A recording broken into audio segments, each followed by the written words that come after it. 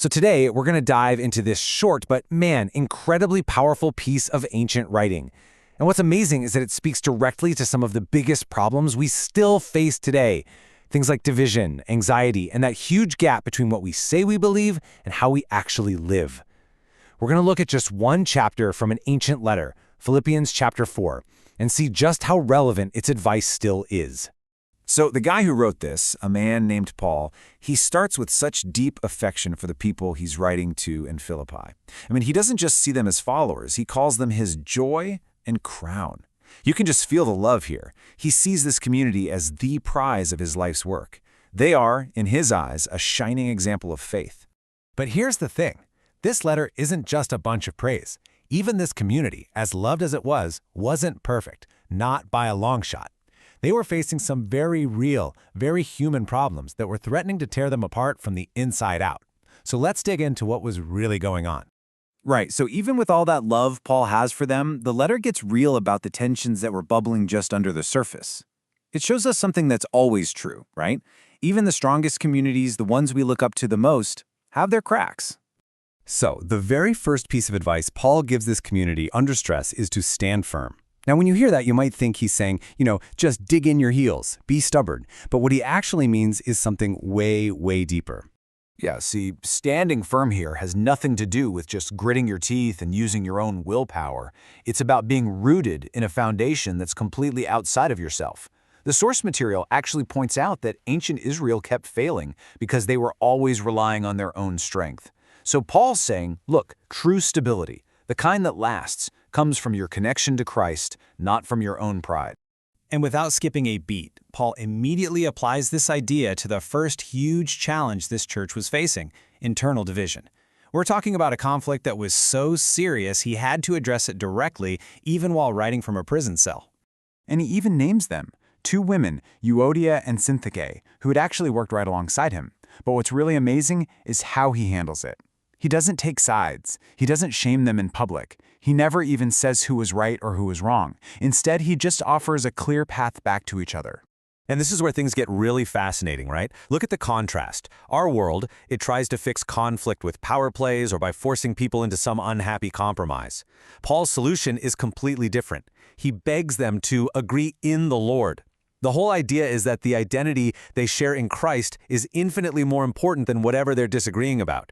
Their unity is on a common ground that's way bigger than any personal beef. Okay, so after tackling that division, Paul pivots to something a little more personal.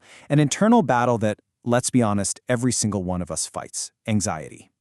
He just takes this universal human experience head on.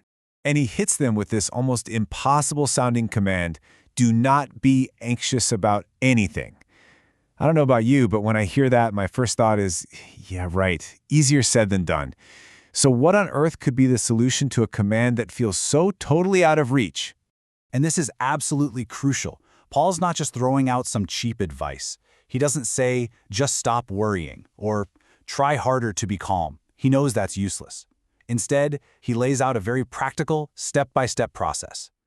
He gives us this amazing two-step antidote.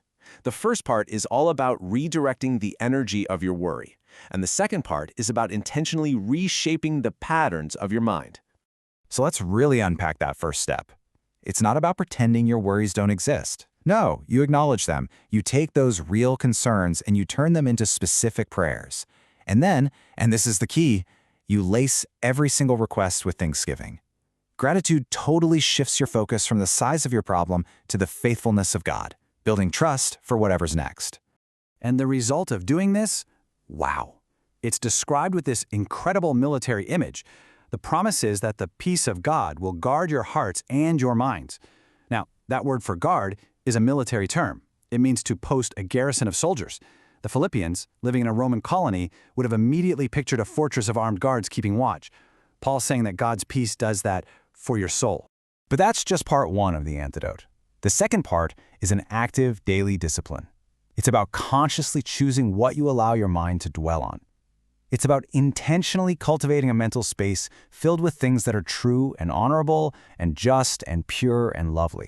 Okay, and all of this, standing firm, dealing with anxiety, it all builds up to this final huge challenge that Paul lays out. and it's the gap between knowing something in your head and actually doing it in your life. Notice what he says here. It's not just believe these things. He says practice these things. He literally points to his own life as the example and calls him to get in the game. This is a faith that is meant to be lived out, not just thought about. It's a call to move from just having information to actually being transformed. And this comparison here just nails it. You can be a hearer only, where faith is just this passive thing that stays in your head. Or you can be a doer, which the source material calls embodied obedience. I love that. It's where faith gets put into action, where you actually practice forgiveness, and you practice reconciliation, and you practice serving others. So where does all this lead?